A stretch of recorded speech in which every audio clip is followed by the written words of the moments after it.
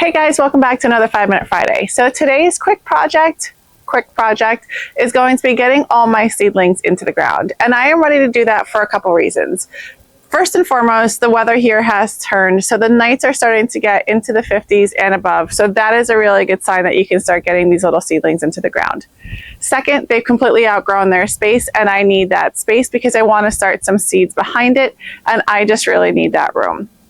So a couple things to mention before I start getting them into the ground. One is a couple of weeks ago, I had done a video in terms of how I'm starting seeds differently this year, and I tried soil blocking. And I will tell you, I am so incredibly pleased with the results. I actually didn't think that they were going to be this good, and it's definitely something that I'm going to put into my practice in years to come. The seeds look really, really healthy. They look fantastic. They're not stunted at all, and I can really see those root systems be really, really healthy, which is all that we want at this stage of the game. The second thing that I'm really happy with is I purchased this really inexpensive temporary greenhouse from Amazon. It doesn't look great, but I just needed something to house the seedlings in so I can free up some space indoors, but also get them acclimated to the outdoors.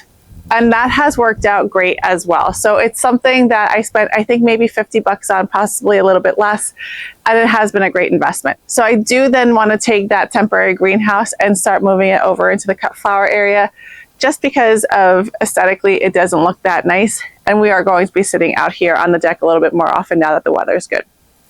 So anyway, what do we have going into the ground? We have gaillardia, we have verbena, we have yarrow, we have petunias, and I'm missing one. Foxglove. We have a ton of foxglove. So as I'm going ahead and planting those into the ground, I'll give you a little bit more information on what they are as well. Let's go ahead and get started. Did I mention snapdragons? Because we have snapdragons as well. So these are Potomac Valley snapdragons, and they are bred specifically for cut flower production, which is why I'm putting them in the cut flower beds. All that means is that they have taller stems, stronger stalks, and blooms that just keep coming. Snapdragons are a cool weather plant, so they'll handle a light frost and those 40-degree nights in early spring when most annuals are still hiding inside. So honestly, I could have and probably should have planted these out a little bit earlier. I'm also pinching these back right now, which means I'm just snipping off the central growing tip. I know it sounds like you're harming the plant, but trust me, you're not. When you pinch that top off, the plant redirects its energy into producing lateral branches. So instead of one tall central spike, you'll get 4 or 5 and sometimes maybe even 6 stems and way more blooms. So it delays the flowering by about a week, but the payoff is huge. So next up we have summer pastels yarrow, and this is one of those plants that just keeps giving.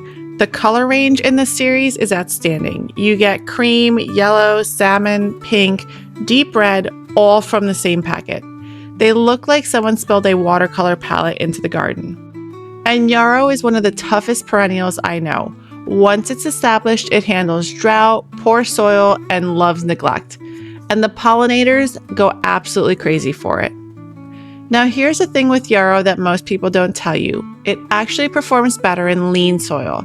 So if you end up planting it in rich, amended soil, it can get tall and floppy and falls all over itself. So I'm not going to be amending it. I'm just putting it in the worst soil in my garden and trusting that it's going to do what it does best. Thrive when things get tough. So full sun, well-draining soil, and don't baby it. That's the recipe. And I'm planting these right next to my daffodils on purpose because daffodils are gorgeous in the spring, but by June, those leaves are just sitting there looking completely ragged and you can't cut them back because the bulbs need them to store energy. So I'm using the yarrow to hide the fading foliage. By the time the daffodil leaves are ready to come off, the yarrow is just getting started, full and bushy and covering up what you don't want to see. Good design can also solve problems you already know are coming. So next we're planting gaillardia, or blanket flower, and I've got 2 varieties going in today, Double Sunset and Arizona Sunset. Double Sunset has these amazing layered, almost frilly petals in warm burgundy and gold. It almost looks like a tiny carnation. Arizona Sunset is more of a classic blanket flower shape, the bold daisy-style ring of bed in orange and yellow that lights up a garden bed. Now, if you've never heard the name of blanket flower, It actually comes from the way these colors are patterned. The deep red center, ringed by bright yellow and orange petals, looks like the woven blankets from Native American tribes in the Southwest. That's literally where the name came from, and once you see that pattern, you're never going to unsee it. Now, to be honest, the reds and the oranges and gaillardia don't really go with my color scheme. My garden tends to lean a lot more towards soft pastels, the pinks, the plums, and the lavenders. These warm, bold, loud colors are a little off, and if I were buying these plants at a nursery, I probably would have just walked right past them. But growing them from seed, it's so rewarding because they are so easy. Which is also why I ended up with 5 trays of seedlings, because once you start, you just can't stop. Honestly, I'm probably going to end up moving these around once I see how they look in the space. But just like yarrow, this is another pollinator magnet. The bees and the butterflies find gaillardia before almost anything else in the garden, and it blooms from early summer all the way into fall, and it handles heat, drought, and it doesn't need rich soil. Put it in the full sun, give it decent drainage, and it just keeps going. And last is Verbena bonariensis. This one fits my color scheme perfectly.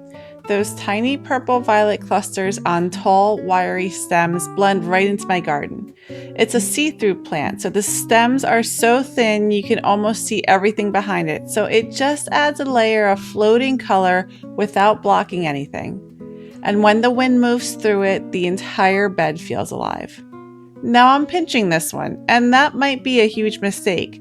People say don't pinch Verbena bonariensis because you want those tall singular stems. But I'm experimenting. I want more fullness in this spot, not height. So we'll see, and I'll report back. All right, so I really bit off way more than I could chew today. I really thought that I could zip through all these trays of seedlings and get everything in the ground in under an hour. And I'll be honest with you, it's a 5-minute Friday, and this took me longer than an entire morning. And I'm still here, and I still haven't even gotten to the foxglove and petunias, and frankly, I'm just out of time. And I'm sitting here and I'm stressing about the whole thing, and then I realize I'm stressing about it, but the foxglove and the petunias aren't stressing. They're actually still perfectly fine to be still sitting in their cans and their soil blocks for another couple days.